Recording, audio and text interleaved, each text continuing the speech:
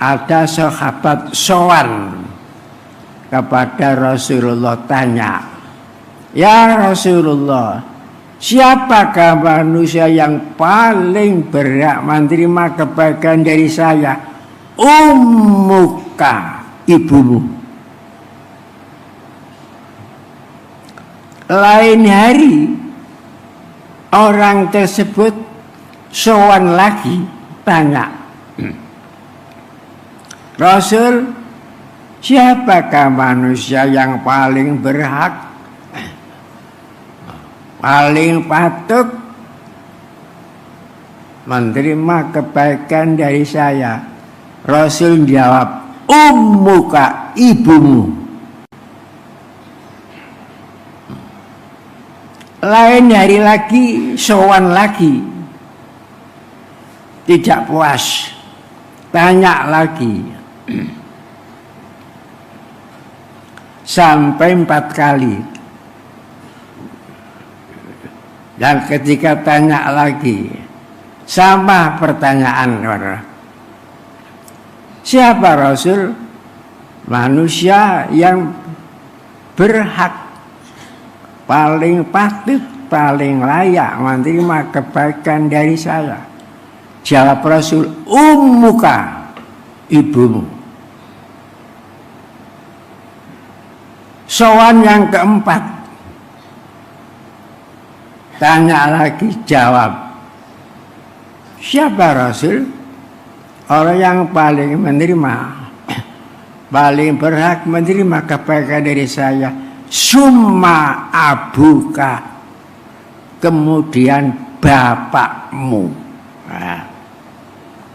Summa abuka, kemudian bapakmu. Jawab kepada ibunya 3 kali, "Ummuka, ummuka, ummuka."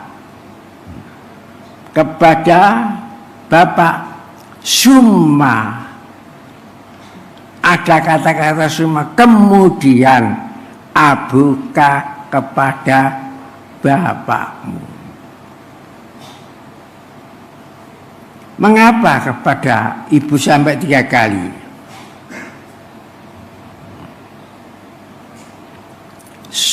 Setempat pertapaan manusia di dunia yang sejati adalah gua gerbang ibu kita. Di dalam kandungan sudah payah, di waktu akan melahirkan pun payah, setelah melahirkan pun payah, merawat, memelihara putranya dalam kandungan, waktu melahirkan, dan waktu setelah melahirkan sampai balik. Setiap hari sibuk kena putranya, nyiap-nyiap pakaian, keselamatan, jaga, dan sebagainya.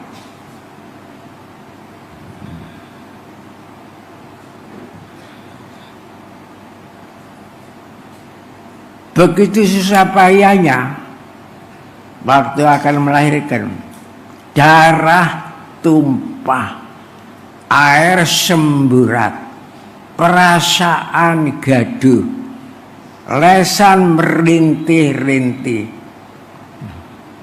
Keluarga dan dirinya mengharap-harap selamat waktu melahirkan. Maka jika waktu melahirkan itu wafat, hukumnya mati syahid. Karena berjuang begitu beratnya. Maka saya cantumkan di dalam 8 kesanggupan setelah Rasulullah. Maksud saya supaya ada putra putrinya warga Toreko Siddiqiyah semuanya itu bakti kepada orang tuanya. Bagaimana kalau lain agama? Putranya beragama Islam, bapaknya agama lain, ibunya agama lain, bagaimana? Al-Quran menyatakan wa in jahadak ala antusyrika bima laisa laka bi ilmun fala tuti'huma wa sahibhuma fid dunya ma'rufa. Jika kamu dipaksa oleh bapakmu atau ibumu, kamu sebuah musyrik, dosa terbesar kepadaku. Fala tuti'huma, tidak perlu ditaati. Tetapi ada tapinya. Wa sahibhuma fid dunya ma'rufa. Tetapi kamu wajib bergaul kepada orang tuamu yang lain agama, yang lain kepercayaan di dunia dengan pergaulan yang baik, yang sopan, yang santun, yang ma'rufah. Ma'rufah itu artinya terkenal baik. Jadi meletakkan susunan saja memang harus hati-hati karena bertanggung jawab. Apalagi diikuti umat banyak. Nanti umat banyak akan menuntut kalau keliru, menuntut yang buat ketentuan susunan itu. Jadi saya serba hati-hati, makanya saya buat lambang Toreko Siddiqiyah itu saja sampai 2 tahun baru mungkin lebih baru selesai. Karena sulitnya itulah tanggung jawab mursyid.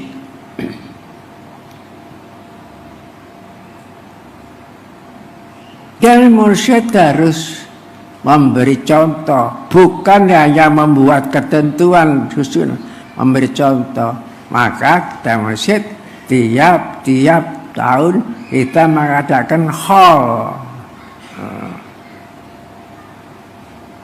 Haul itu bahasa Arab artinya tahun. Haul peringatan tiap tahun terhadap haulnya ibu bapak. Apalagi ibu bapak kita seagama, bukan lain agama. Dan orang yang mempunyai jasa besar terhadap masyarakat.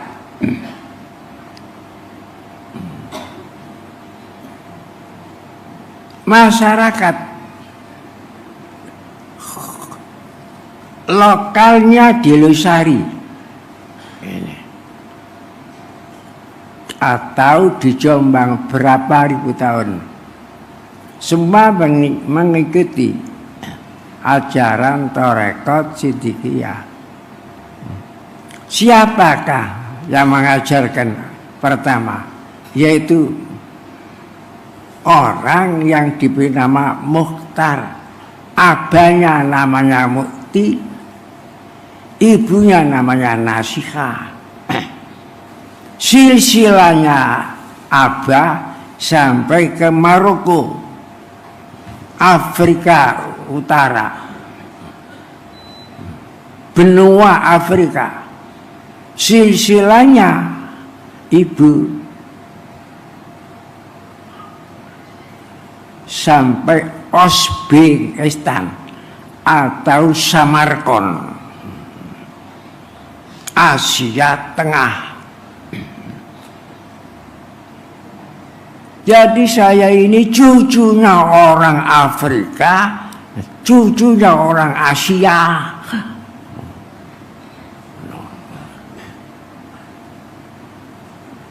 Dan ini yang mempunyai jasa besar dari saya. Kemudian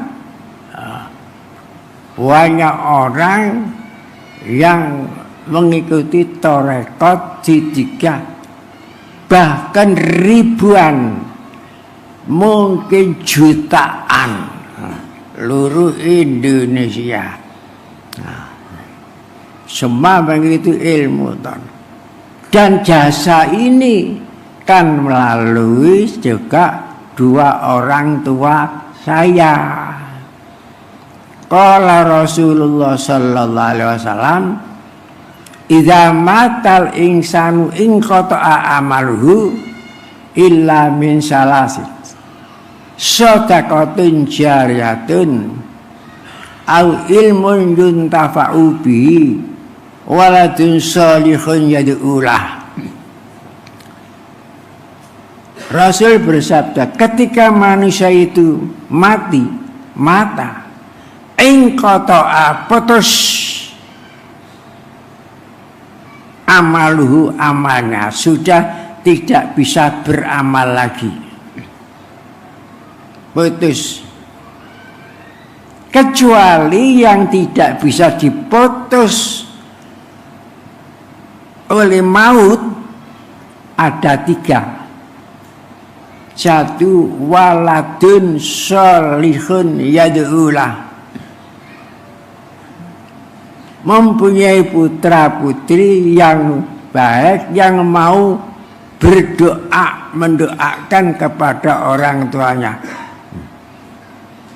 Orang sudah mati itu sudah putus, tidak ada beramal di akhirat, itu tidak ada.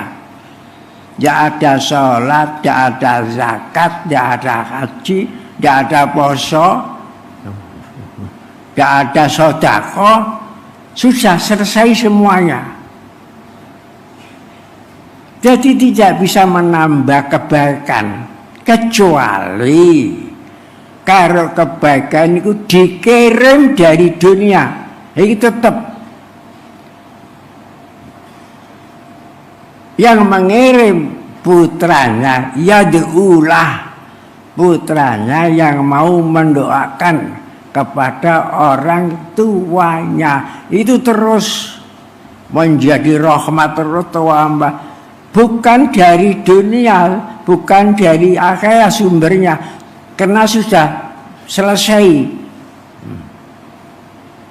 Yang bisa menambah nikmat kepada orang tuanya itu hanya doanya, anaknya yang soleh. Kalau tidak bisa doanya, ya murid-muridnya diajak mendoakan orang tuanya. Seperti hal ini, kita mengajak kepada murid-murid semuanya untuk mendoakan kepada ibu bapak saya. Ini namanya khol. Ini adat yang baik. Bukan minta apa-apa kepada ibu bapak saya, kan sudah di akhirat.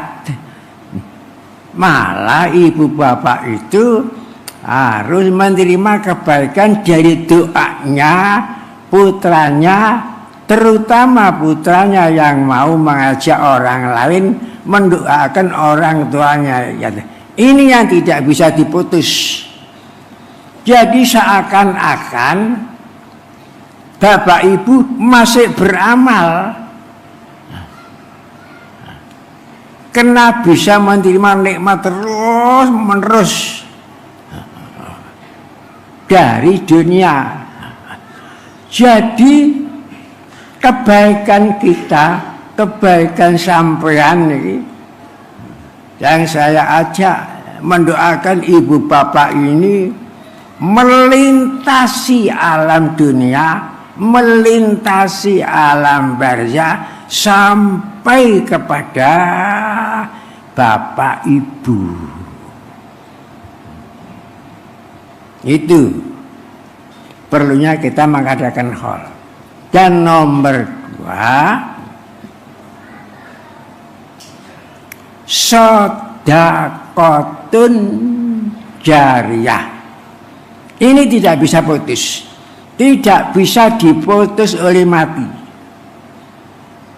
Bagaimanapun landepnya, tajamnya masalah maut, tidak bisa mutus sedekah jariyah.